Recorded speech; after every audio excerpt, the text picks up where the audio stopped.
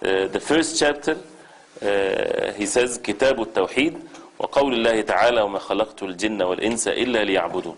The book of the Tawheed, and again we heard what is the meaning of Tawheed. The oneness comes from Wahid, the oneness of Allah subhanahu wa ta'ala and worship. And Allah subhanahu wa ta'ala, He said, وَمَا خَلَقْتُ الْجِنَّ وَالْإِنسَ إِلَّا لِيَعْبُدُونَ, which means, and I, Allah, created not the jinns and men except they should worship me alone. This is the first verse being mentioned. What does this verse mean? As we heard, وَمَا خَلَقْتُ, خَلَقْتُ meaning I did not created, not the jinn we know that they exist, and men, the human beings, except they should worship me alone, worshipping Allah subhanahu wa ta'ala alone. What do we benefit from this verse? That it is a mandatory thing. This is the first obligation on the human beings. Some people say that the first obligation is to think. No, the first obligation is to worship Allah subhanahu wa ta'ala alone, on jinn and mankind. Also, another benefit in the verse, that we see the wisdom behind the creation. Allah subhanahu wa ta'ala is the most wise. This is the purpose of our creation and the wisdom behind creating the jinn and mankind. Also, we benefit from this, that the Creator subhanahu wa ta'ala, He is the one that deserves to be worshipped. The creation, they do not deserve to be worshipped. That's why وَمَا خَلَقْتُ, خَلَقْتُ meaning created.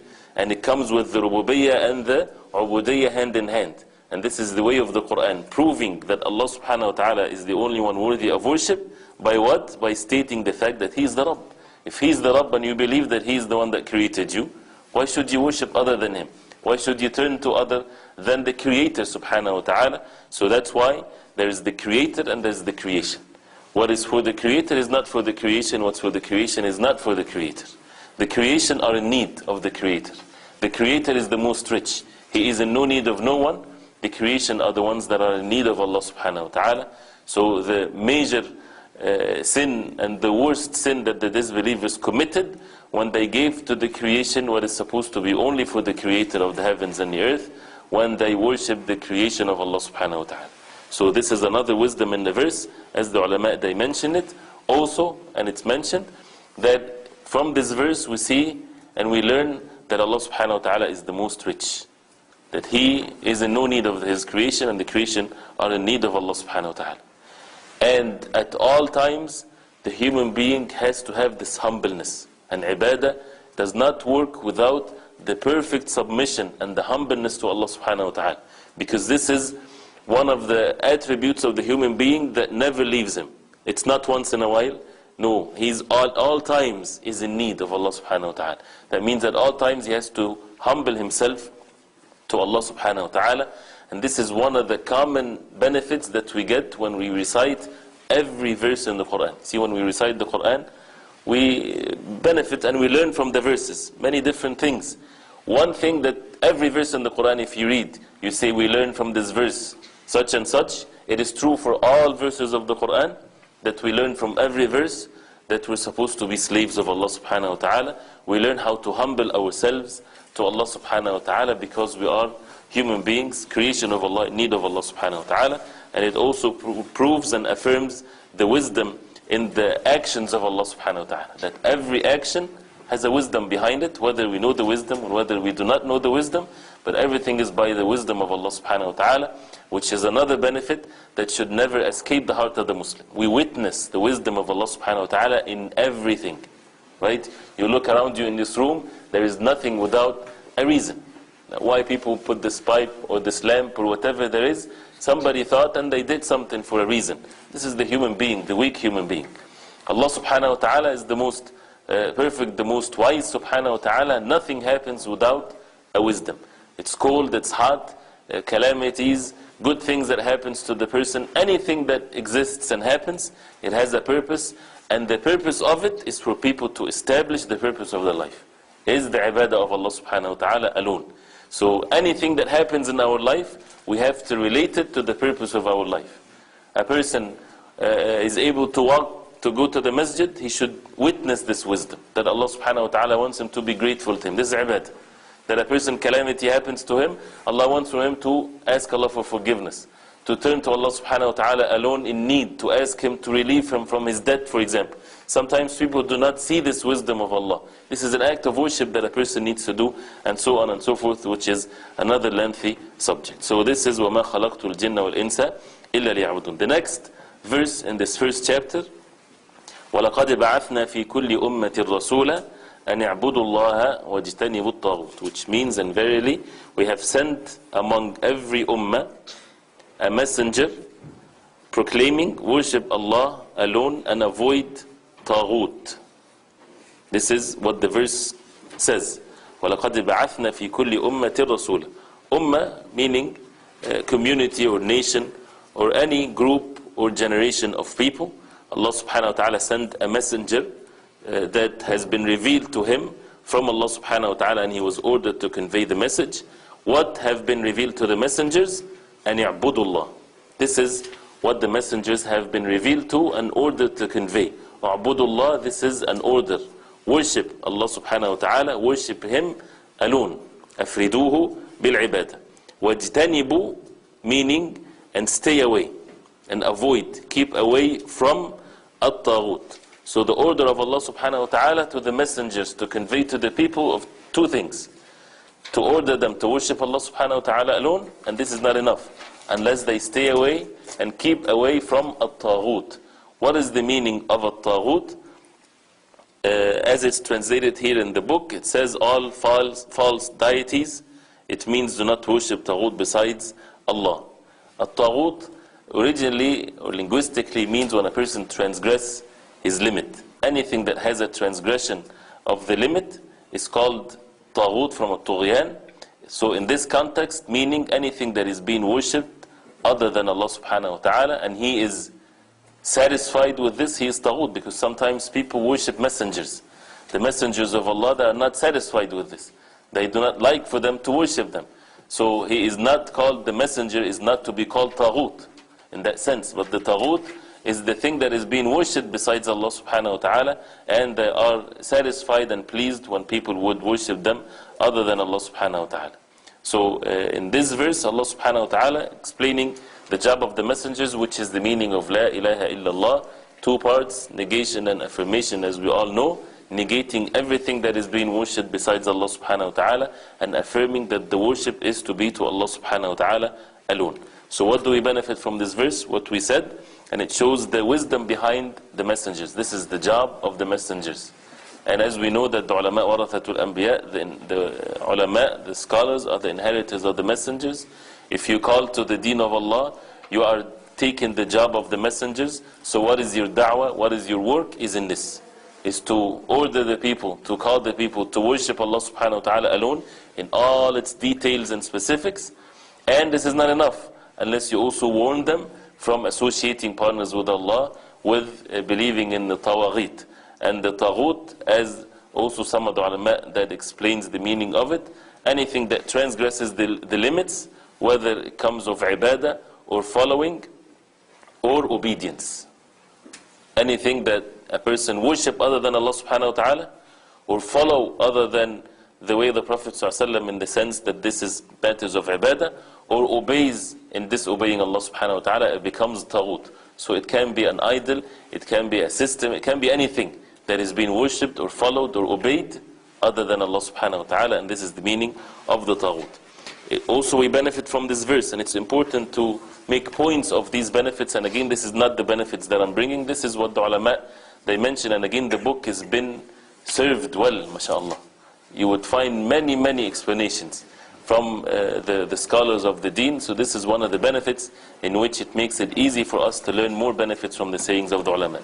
That the religion of the Anbiya is only one religion, and that is the religion of Islam, and which is to worship Allah subhanahu wa ta'ala alone and to stay away from shirk. What is the definition of Islam?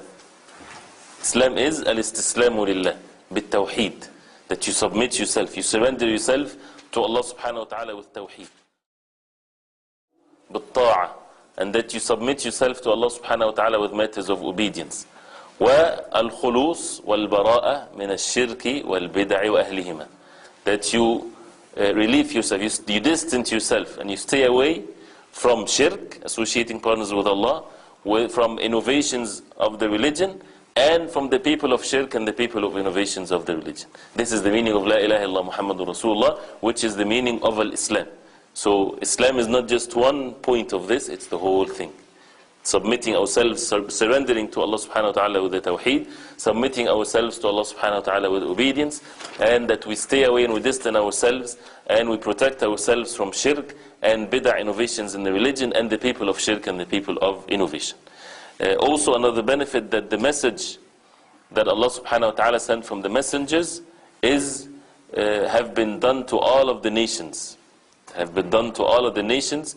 Some nations they changed, and some nations they stood fast on the message from Allah subhanahu wa ta'ala. Also it shows the importance of the tawheed, and it's mandatory for every nation. And it shows the meaning of La ilaha illallah. This is the explanation of La ilaha illallah. Because in other verses Allah subhanahu wa ta'ala said that the messengers, Nuh alayhi salam, sent to his people to call them to La ilaha illallah. And Hud, and so on. They called their people to what? To La ilaha illallah. Quran explains the Quran. So La ilaha illallah is explained in this verse and other verses. But in this verse it explained it, that the meaning of La ilaha illallah, an i'budullaha wajtanibu at-taghut, worship Allah and disbelief and distance yourself from at-taghut, which is La ilaha illallah.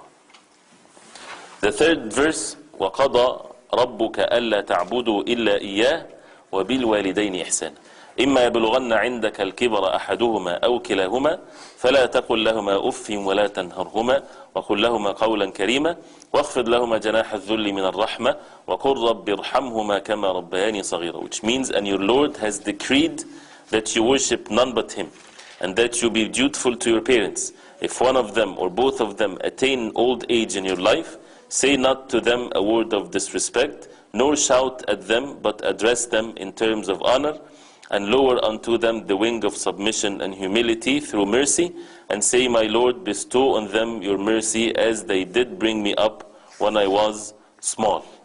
So this verse, as we heard the meaning of it, Allah subhanahu wa ta'ala is ordering the believers, and this qada here is the religious qada, meaning that some people would obey and some people would disobey, different than the qada of Allah subhanahu wa ta'ala. They call it al-kawni, or universal, in which people don't have a choice. Calamity afflicts a person, something good happens to him, your heart is pumping, your life is going on. This is no thing into the human being. This is whether they choose or not, it's happening. But when it comes to the religious qada of Allah subhanahu wa ta'ala, like this one, وَقَضَى رَبُّكَ أَلَّا تَعْبُدُوا إِلَّا إِيَّاهُ. But some people worship other than Allah. Some people are disobedient to their parents, and so on. And to be kind to the parents, and then definitely this is, again, this is our religion. The worship of Allah subhanahu wa ta'ala, and the most important right after the worship of Allah subhanahu wa ta'ala is to be kind to the parents. Even if they are disbelievers, as it's mentioned in the Quran, you're still supposed to be kind to them. Although you do not obey them in matters of sins, you do not obey them if they call you to commit shirk, but you still have to be kind to them, and to make dua to Allah subhanahu wa ta'ala if they are disbelievers for their guidance, and if they are believers for their mercy, and so on.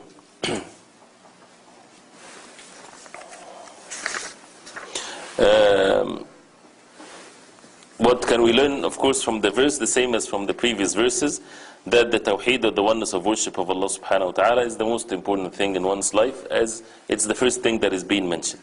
And again, the meaning of La ilaha illallah, أَلَّا تَعْبُدُوا إِلَّا إِيَّاهُ. The verse says, أَلَّا تَعْبُدُوا, not worship other than Him.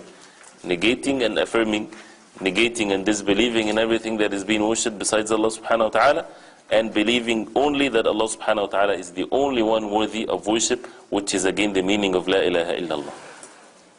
Also, it shows the importance of the rights of the parents, and that needs its own sessions to explain the rights of the parents, which is something very important for the Muslim, since it's mentioned after the order of Allah subhanahu wa ta'ala for people to have the tawheed. Also to be kind to them, and the major sin of being not kind to the parents, and so on. Now the next verse, وَاعْبُدُوا اللَّهَ وَلَا تُشْرِكُوا بِهِ شَيْئًا.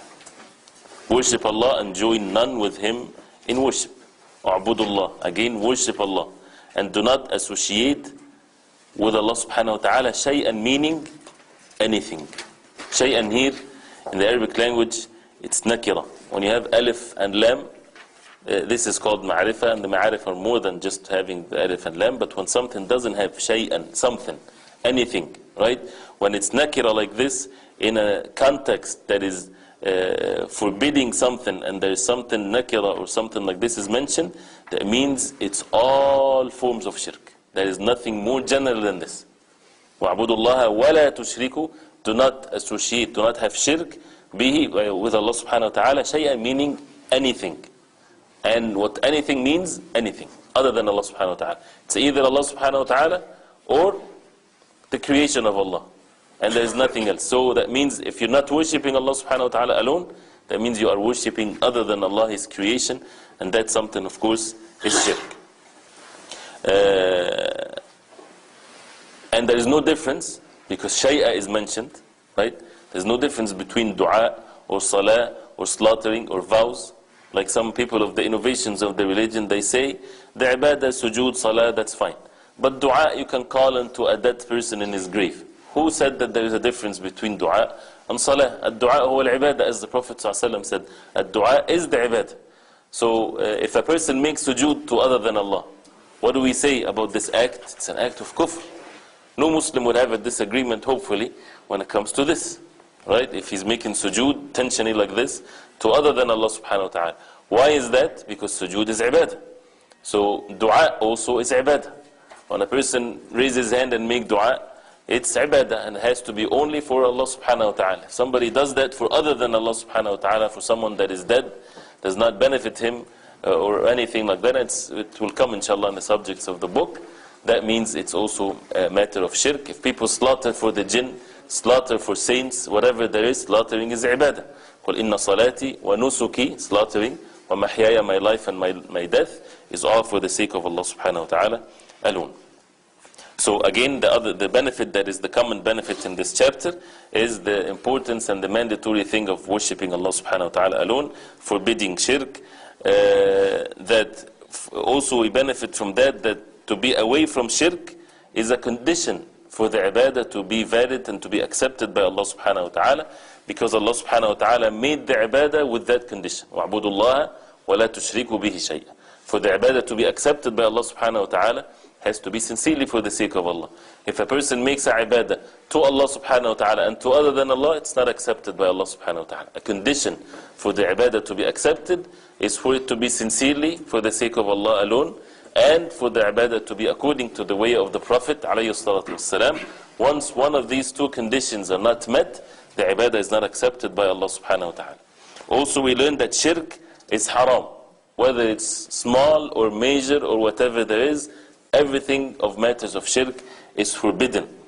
And also that no one is to associate partners with Allah subhanahu wa ta'ala, because shay'a means anyone. Whether it's the most virtuous man walked on the face of earth, which is the Prophet sallallahu alaihi wasallam, or an angel, or a pious man, or whatever that is, because shay'a here means anything, everything that exists. A person should only worship Allah subhanahu wa ta'ala alone. Then the next verse, قُلْ تَعَالَوْا أَتْلُ مَا حَرَّمَ رَبُّكُمْ عَلَيْكُمْ أَلَّا تُشْرِكُوا بِهِ شَيْئًا وَبِالْوَالِدَيْنِ إِحْسَانًا ولا تقتلوا أولادكم من إملاق نحن نرزقكم وإياهم ولا تقربوا الفواحش ما ظهر منها وما بطن. The verse, and it's important to go through one and each point in this verse and study it and to ponder over it. Why? Because Allah subhanahu wa ta'ala says قُلْ تَعَالَوْا أَتْلُ مَا حَرَّمَ رَبُّكُمْ عَلَيْكُمْ, which means, say, O Muhammad sallallahu alayhi wa sallam, come, halum, meaning ta'alaw, come, I will recite what your Lord has prohibited you from. Such an important thing for the Muslim to pay attention to, and to give the time and the effort to know that what Allah subhanahu wa ta'ala forbidding His slaves from doing, something is not to be belittled, something that we're created to be slaves of Allah subhanahu wa ta'ala. What is these things? أَلَّا تُشْرِكُوا بِهِ شَيْئًا. Mention the worst sin that can ever be committed, and that is join not anything in worship with Him. And it goes into mentioning the most important or the most sin or the worst sin that can ever be committed. there's a benefit in here that we have to see that. It has to have this effect in our hearts. What is the worst sin? Is shirk. Not anything else. And there are many sins. The worst sin is shirk, because it opposes the purpose of our existence. Anything else is lesser than shirk, definitely. And the different thing also, what comes next, وَبِالْوَالِدَيْنِ إِحْسَانًا, to be kind to the parents and to not kill your children out of poverty. Allah subhanahu wa ta'ala provide for them and for you, and do not come closer to al-fawahish. Not just to do the fawahish and the sins, not even come closer to it. And the fawahish usually means the things that if a person have a sound fitra, a sound nature, he would abhor such sins. And it's mainly the things that has to do sins between men and women. Zina, fornication, and so on. These are the fawahish mainly when it's mentioned like that, because people with sound nature, they would abhor that so much unless it's in the halal way. So this is all part of the rights of the tawheed, so that we do not think that tawheed is just to believe in the meaning of la ilaha illallah, and then when it comes to the forbidden things, it's okay for us to indulge in it. No, as it will come in some of the chapters in the book also, inshallah ta'ala. But because of the time and to make sure that just we're briefly talking about what is with regarding to the chapter, there are many benefits, of course, in the verse. And do not kill what Allah subhanahu wa ta'ala has forbade you from killing. ذَلِكُمْ وَصَّاكُمْ بِهِ لَعَلَّكُمْ تَعْقِلُونَ. This is what Allah subhanahu wa ta'ala advises you, orders you, so that you have taqwa. This is a great ni'mah for a person to get to know that. It's the words of Allah subhanahu wa ta'ala. No intermediaries between the person and what Allah subhanahu wa ta'ala forbidden. What is a more beautiful thing than a Muslim to get to know that?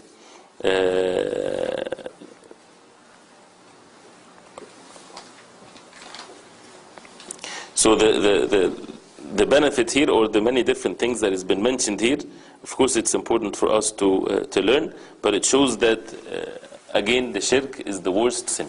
This is a benefit that we have to learn.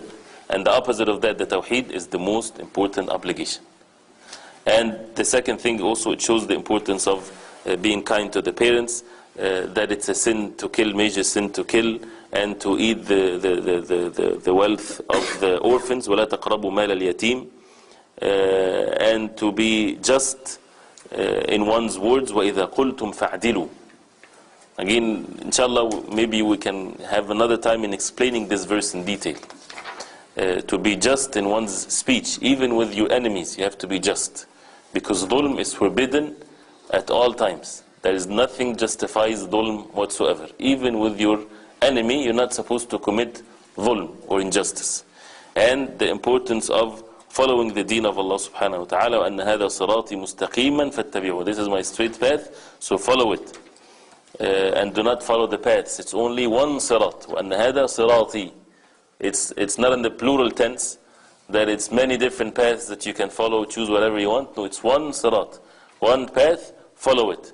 What is this path? The head of this path is the Prophet sallallahu alaihi wasallam, and do not follow the paths, the other different paths that will take you away from the way of Allah subhanahu wa ta'ala.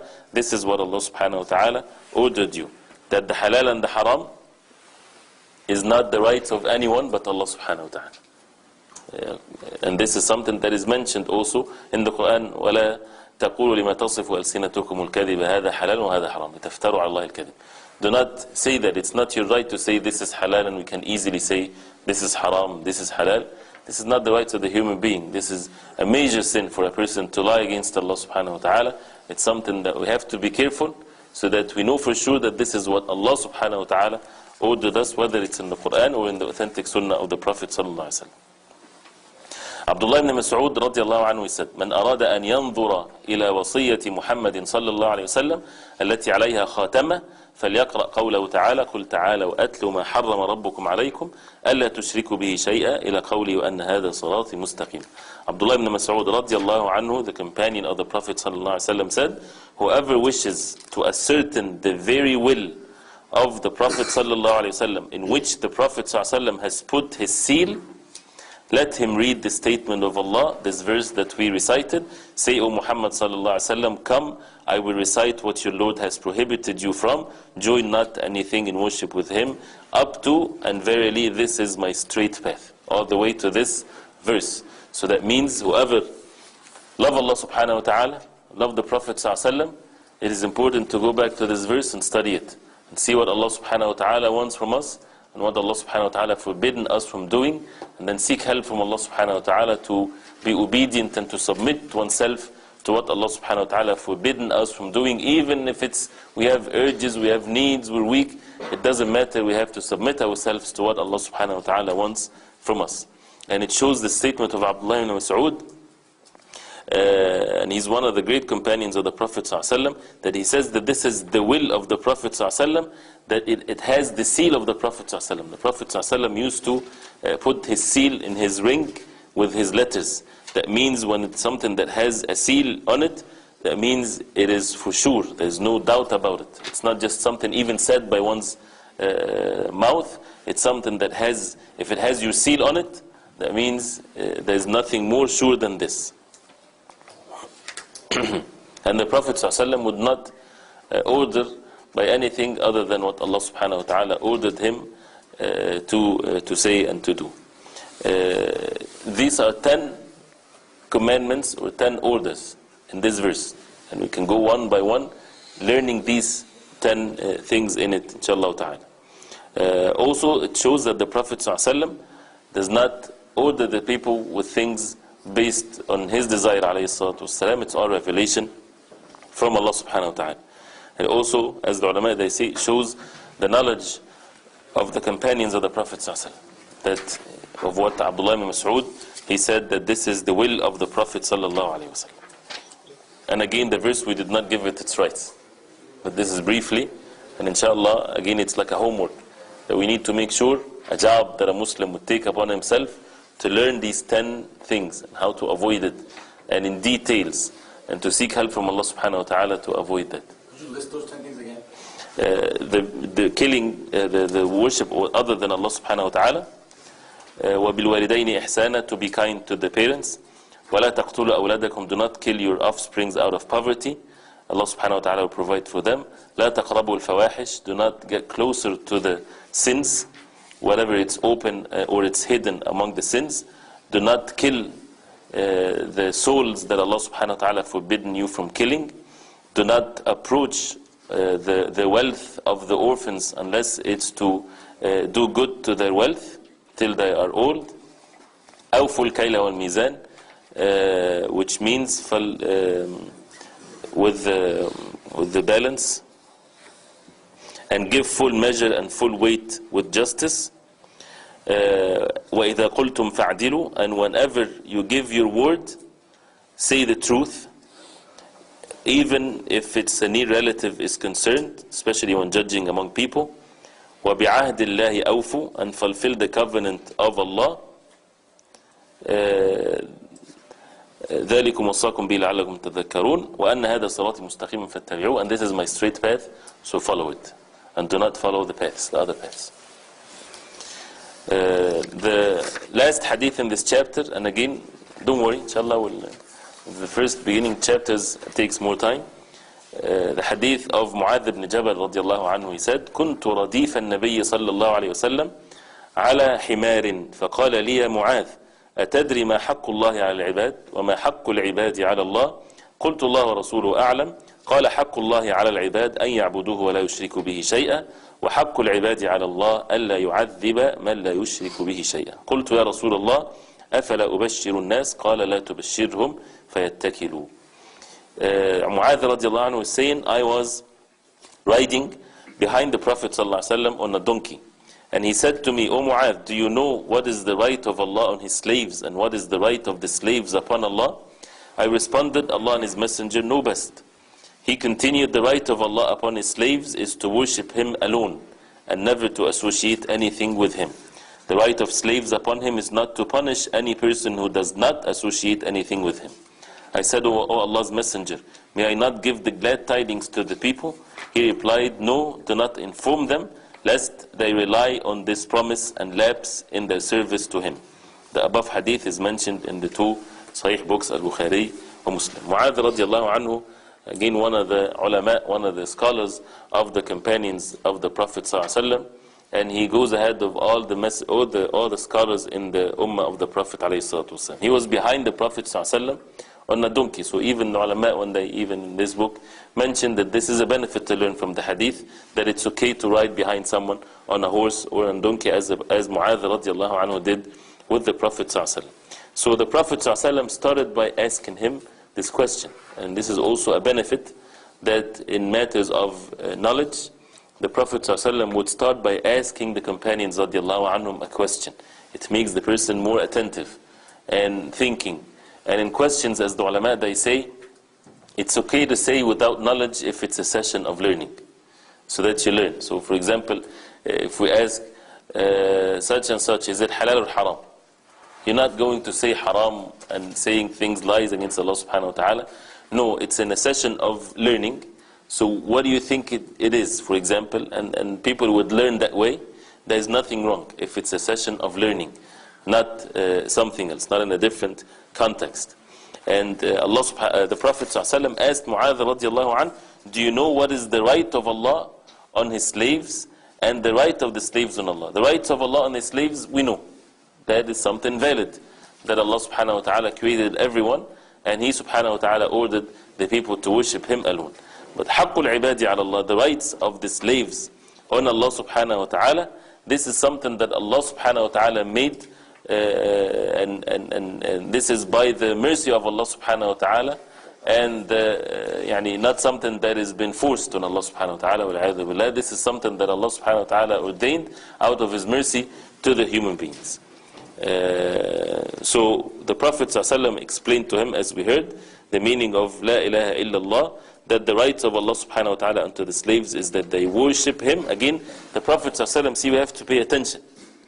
Each word in the sayings of the Prophet ﷺ is meant for it to be in that place. He did not say that you worship Him and that's it. He said, أَنْ يَعْبُدُوهُ وَلَا يُشْرِكُ بِهِ شَيْءٍ, that they worship Him and they do not associate partners with Him. It's not a matter of making the matter more clearer. No, this is one thing, this is another thing. Worshipping Him and to stay away, this is another action, to stay away from associating anything with Allah subhanahu wa ta'ala. So, going to the benefit real quick, shows the humbleness of the Prophet ﷺ, that he had Mu'adh radiallahu anhu behind him, as the ulama they mentioned, and that's something that is permissible. The benefit of learning by question and answers. Also, when a person is asked about something that he doesn't know, he should say, Allahu A'lam. Right? And this is half of the knowledge, as the ulama they say, is to say Allah knows best. Right? And a person should train himself to say that, and not to train himself to answer the people. If a person answers the people with every question that they ask him, he is ruining himself. There's no one more with a light mind that does not understand things in the proper way that would say that. The ulama would always teach their students to say Allah knows best, Allah knows best, unless a person knows for sure, because this is something that if he says something, then in the day of judgment this person will be between the human beings and Allah subhanahu wa ta'ala.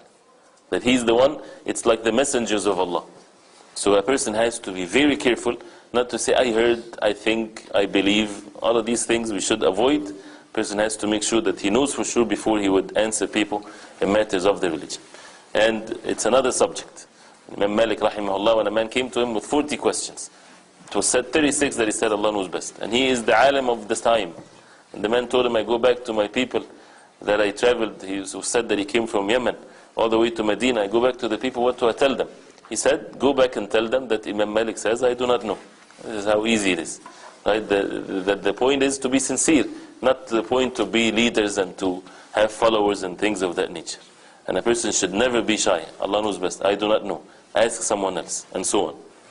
Or if a person is able to benefit a Muslim, guide him, tell him, go ask this sheikh, go to the fatawa of such and such sheikh, and so on. Also knowing the rights of Allah subhanahu wa ta'ala on the slaves, on the human beings, and that is to worship Him alone. It also shows that whoever does not avoid shirk, he did not fulfill the rights of Allah. Even if he worships Allah subhanahu wa ta'ala.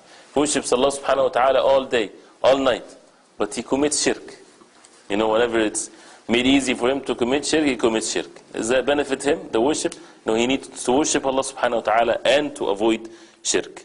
Also, it shows the virtuousness of the tawheed, that a person will enter Jannah as a result of that. What is a better thing than that? It shows the virtues of the tawheed and the explanation of the tawheed, and that is the worship of Allah subhanahu wa ta'ala alone, and to stay away from shirk.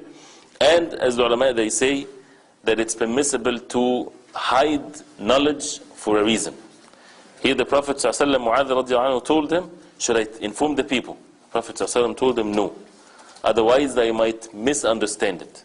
Not that it's the knowledge will be, it's not something that is good for them. No, it's the problem of misunderstanding. They're not into the level yet to understand this. And that's why the Prophet ﷺ told them not to say it to the people. And he said it before he died, radiallahu anhu, so that he relieved himself from concealing a knowledge. We have to convey the knowledge. So the Prophet ﷺ mentioned the reason why, فَيَتَّكِلُوا, so that they would rely on this. And this is the wrong understanding. Oh well, if the people believe in Allah subhanahu wa ta'ala that He is the only one worthy of worship, then they can relax the deeds and the actions. This is dangerous. Why? Because if a person do that, it weakens the tawheed. And if it weakens the tawheed, the whole tawheed can be taken away from the person. Or if he dies on the state of weak tawheed, as we know the state of such a person, either Allah would forgive him or he will be punished. The punishment in the hereafter, it's something that a person should not take lightly.